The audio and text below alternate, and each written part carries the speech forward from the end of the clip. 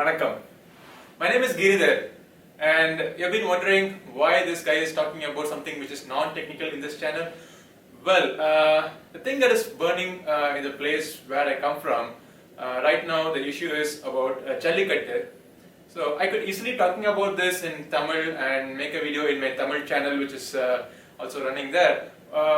But it's of no use because anyone in the world, entire world who knows Tamil culture, who understands Tamil people will know about the issue I'm talking about. But this has to reach everyone. This has to reach everyone in the country, everyone in the world, and everyone has to understand the importance of this bull sport called Jallikattu.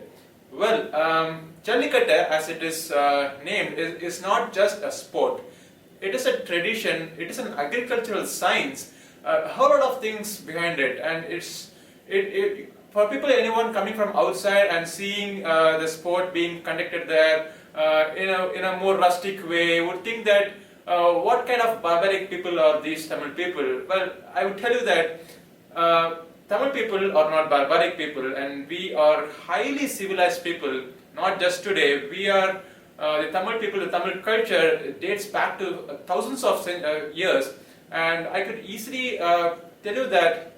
I can confidently tell you that the culture and everything is designed is kind of scientifically designed, and everything has a reason. And similarly, Jallikattu has a reason to it, and the reason is not just bravery or valor or any kind of sport, kind of showing human power over wild beasts or nothing like that. It is simple agricultural science.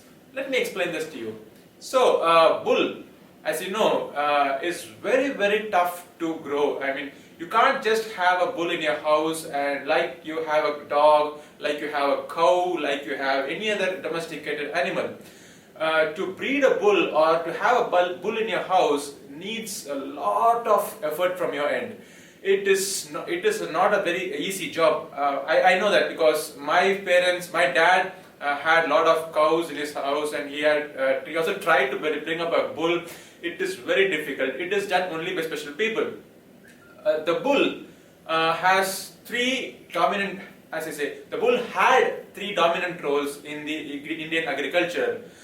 One is it was used to plow the lands. Another one, it was used to drag the bullock carts. And the third was important. It was used to mate, and it was used to breed cows. And those cows were used to used for different agricultural products like milk products and whatever you see there. So these are the three important reasons the bulls were used, and two of those reasons are irrelevant these days. Cows are not used in plowing. We use tractors, and there are no more bullock carts, so people don't use bulls for bullock carts. So the last remaining reason is hanging on to it is breeding. So when you breed a bull, and it is not, as I mentioned, it's not an easy job. So we have a lot of native species of bulls. India especially has got loads of native bulls, and of late we have seen that bulls and cows from imported from other countries are being brought here, and these bulls, I'm nothing against importing bulls, but these bulls are genetically modified, and they have completely modified how these bulls take in digestion and how these bulls kind of give out milk, and they are injected with hormones and loads of things.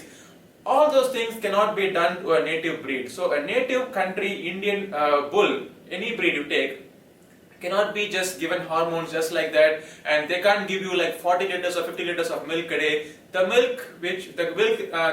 cow which gives the native cows which gives milk can give you up to 2 liters or 3 liters a day. That's all. Well, in that case, I would tell you that this 2 liter or 3 liter of milk which a cow gives, it's really healthy, unlike the 40 liters coming in from a hormone injected Jersey bull or a Holstein bull. The native bull which we have here is being completely extinct right now. You don't get to see much of a native bull in the Indian roads or anywhere in the country, and it's very that's the reason, because it's very difficult to breed a native bull, and in order for a breeder to be encouraged to breed a bull, sports like this are necessary. Well, what happens in this sport? Well, we don't kind of barbarically beat the cow, or we don't kind of pull its ears and tails as it is predicted in the media. The media has given very wrong information, and it has painted a wrong picture about Tamilians and this kind of sport. Each bull is given a dedicated ID. It's called the JK ID. Like your Aadhaar card, like your ID, each bull has got an ID. And before the sport, the bull is inspected for its healthy nature, and it is also medically tested from all angles. And then it is given a certificate. It is fit to participate in the sport.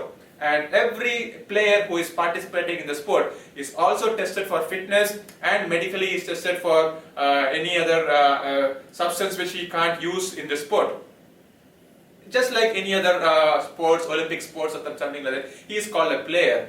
And this player is also gets an ID, and the ID is printed on his jersey. So on the day of the sport, there is a gate, and between the gate and there is a 100 meters line. The bull has to dash out of the gate and cross the 100 meters line. And within this 100 meters, the player has to hug its hump. Not anywhere in the body of the cow, or sorry, not anywhere in the body of the bull. Just hug the cow on its hump, and he must hang on to it for a few seconds.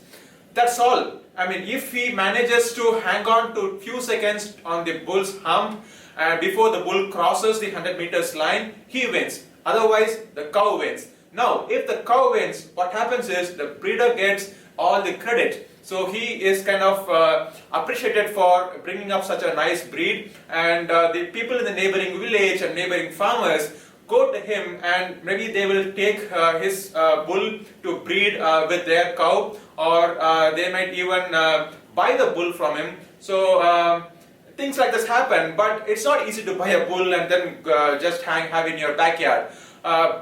You can go about and buy a 1-year or 6-year-old dog and keep it in your house. It's very easy, but you can't do it for a bull. A bull has to be brought up from the first initial day of birth. It has to be handled by one single person, and it can't be handled by multiple people. And they are really aggressive, and that's why it's very difficult to breed a bull.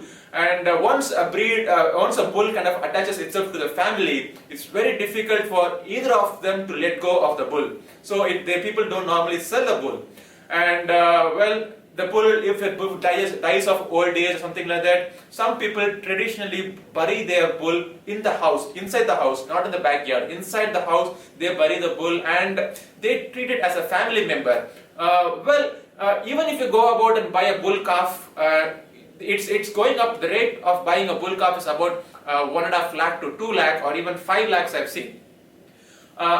Well, I invest so much of my time. The farmer is kind of earning about like 500 rupees a day, and he's going to be spending like 300 to 400 rupees of his earning just to feed the bull. And putting up all these efforts, why would a farmer go about and ill-treat his animal in the form of Jallikattu? It is nowhere close to ill-treating. The bull is close to a family member, or even more than a family member. Some people even pray the bull. After the Jallikattu happens, all the bulls cross the line, and they are collected in one specific area, and there is a puja happening to them. We kind of pray them, and then the bull owner collects the bull back to his house, and he takes them with pride.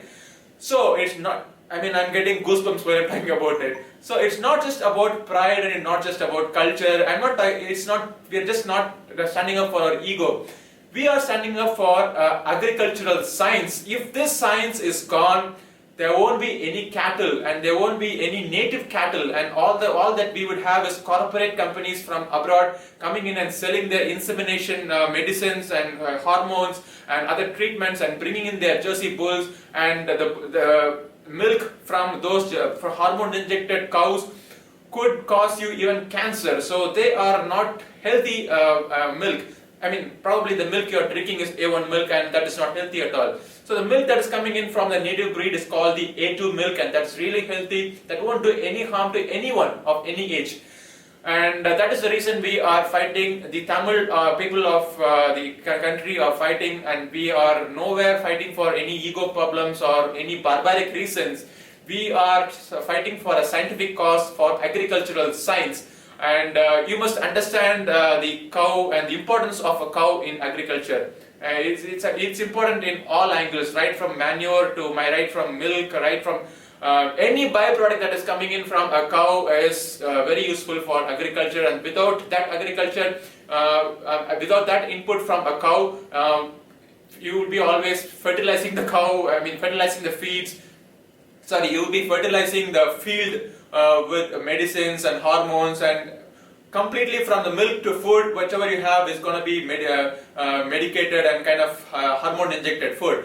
And yeah, that must not happen. And PETA and other organizations have joined their hands with these corporate companies selling their medicine, selling their bull, and selling their poison to India. And that's the reason they have somehow managed to get the Supreme Court to ban PETA, ban Jallikattu in India. And our goal is to ban PETA in India, and they must go away. They have no rights. They don't understand. They are from a country which has erased the native people from the entire continent and have settled in that continent to form a country. And they have no rights to talk about our nativity. They have no rights to talk about our culture. They don't have any rights to be in this very country. So, PETA, go away, don't disturb us. We are happy people. We don't disturb you, you don't disturb us. So leave us alone, go away, and we Tamil people are fighting for it, and I'm so proud about my youth of the country. I have never witnessed such a revolutionary protest, not a single mishap, not a single untoward accident has happened in all the protests across the state and across the world. And students and young people and old people, women, girls, children, everyone are on the street fighting for their rights, fighting for this agricultural science. Actually, we are fighting for you. So do join the hands, and I support Jallikattu, and I hope after seeing this video, you will also support Jallikattu. Thank you.